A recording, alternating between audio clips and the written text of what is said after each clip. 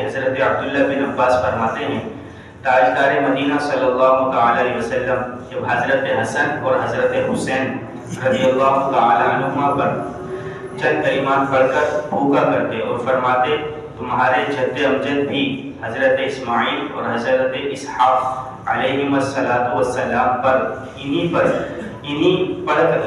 کر دم کیا کرتے۔ وہ کلمات یہ ہیں: اعوذ بکلمات اللہ التامات من کل شیطان وہمہ ومن کل عین لامہ۔ شیطان کے شر اور نظر بد سے محفوظ رہنے کے لیے یہ وظیفہ انتہائی مفید ہے۔